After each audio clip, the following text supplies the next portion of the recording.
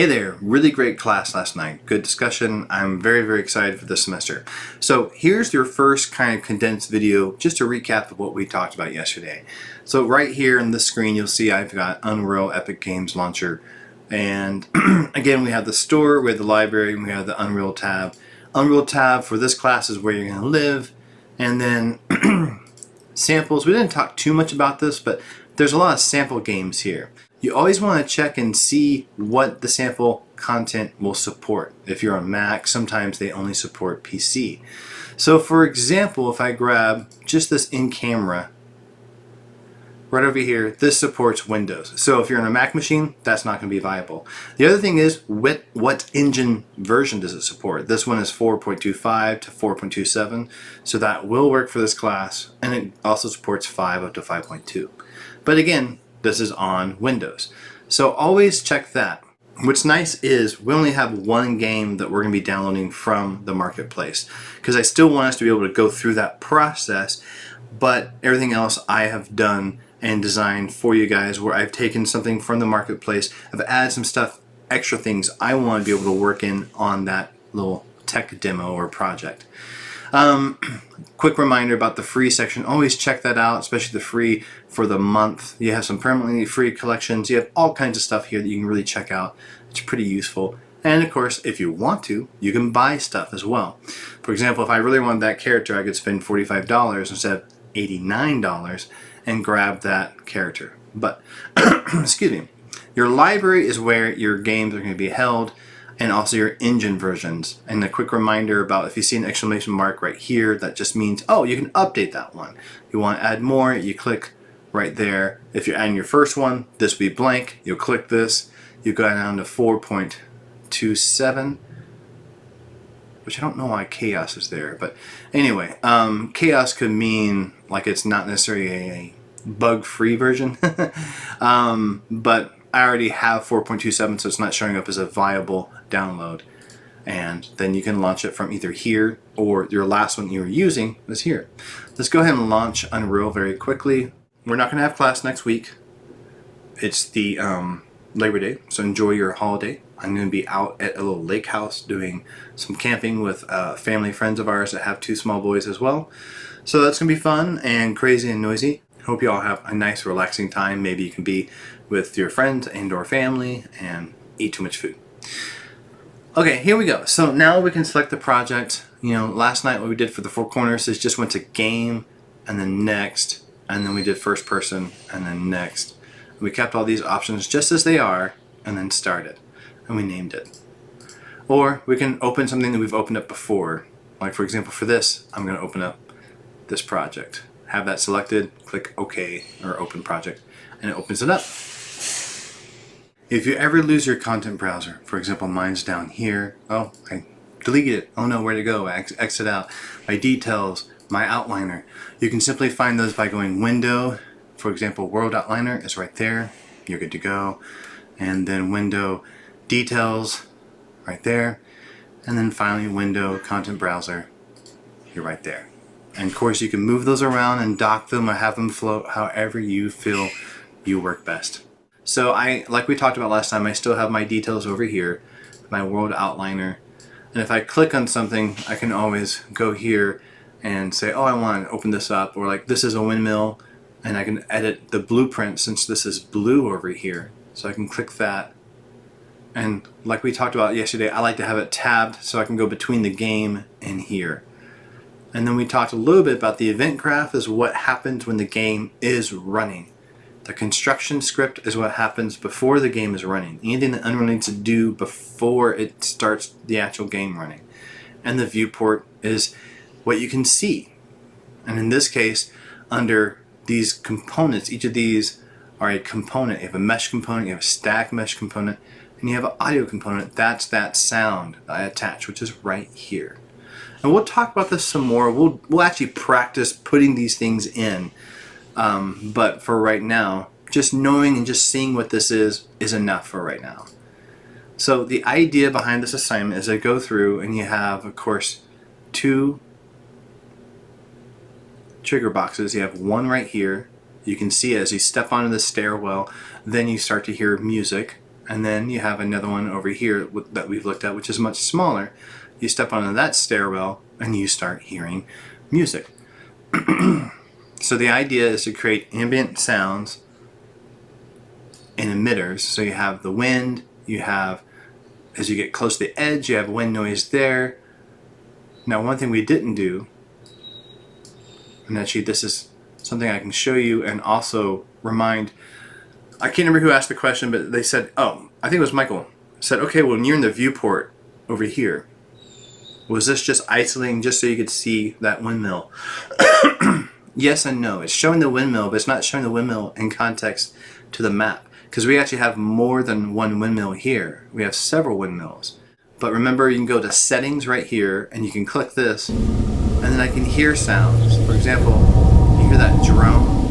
That's just a placeholder sound as you get close to this little force field. And then, if I turn this back off, settings, it's not the best sound, by the way. This is just placeholder. But if I go through it, there's a knock that I'm playing as a test.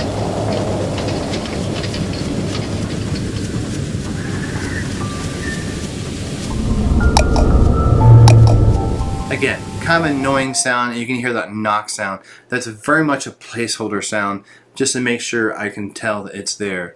There's the little emitter for the force field, that eerie drone loop. Again, it's not the best sound at all. We have the character. As you get closer, you can see his little sphere. As you enter that sphere, he's going to say different things. And so one of the things you can do, and if I click on this blueprint, event begin overlap. So basically, as the player, let me make this also tabbed. So as the player crosses this sphere, if they cross that sphere, then they're going to play this little chatter sound. And if I go to the chatter sound, it's all these things. We talked about randomizing, we talked about modulation. So random will just pull from any of these and play one at a time. And then the modulation, up here you have a pitch min and max, and you have a volume min and max. So I have my min pitch to 4, so I'm raising it up pretty high. Would you like a donut? Can you spot me a 10?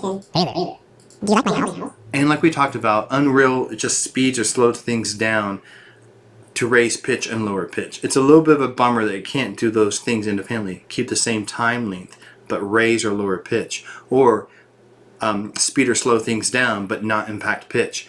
It does both at the same time. Oh well, what can you do?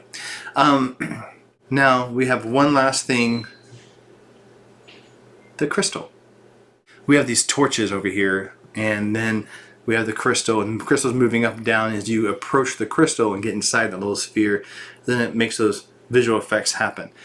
I wouldn't worry about hooking things up right now. I would not worry about bringing things into Unreal. We will talk about that on 9/11.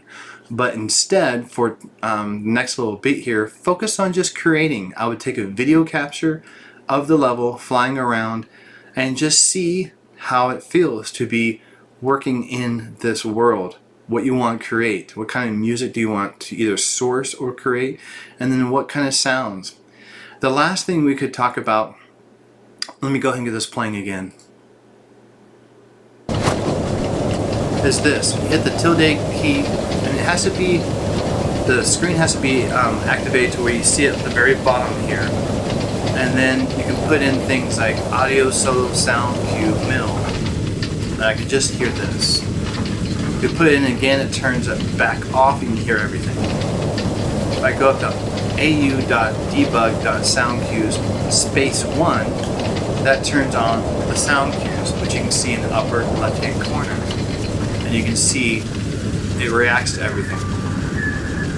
And if I go and I hit tilde again and change that 1 to a 0, it turns off the debugger. And that pretty much catches us up. So I would play around with this, take some video capture, get inspired. Don't worry about implementing now. Just worry about creating. And then from there, we will go and we'll put some stuff in. Be creative, by the way. If you want to do extra things, if you want to do additional things to add more life and variety to this game, you can definitely do that. And we talked about one last thing is this little island over here with this house. You can totally put some stuff here if you wanted to. When you click on an object, or if you click an object here and push F, it fast forwards right to that location, whatever that is. Flowers too, let's find them. There they are. It doesn't always pick the best camera angle for you, but it definitely helps you locate it. And then of course, you can move things on the X, Y, and Z axis, like this. Whoops. I'm going to undo that change. And then if I hit the E key, I can do the rotation. If I hit the R key, I can change the scale.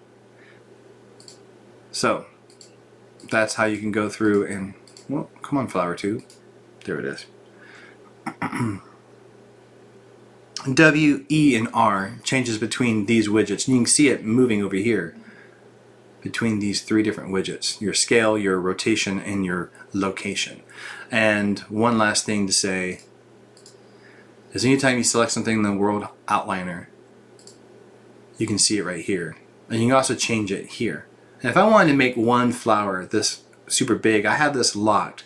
So as I make the Y or Z or X bigger, it's going to do it for all three.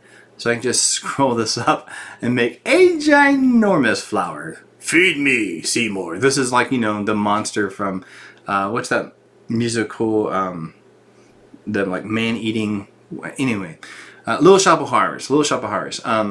Yes, so you can make it super huge, make it crazy.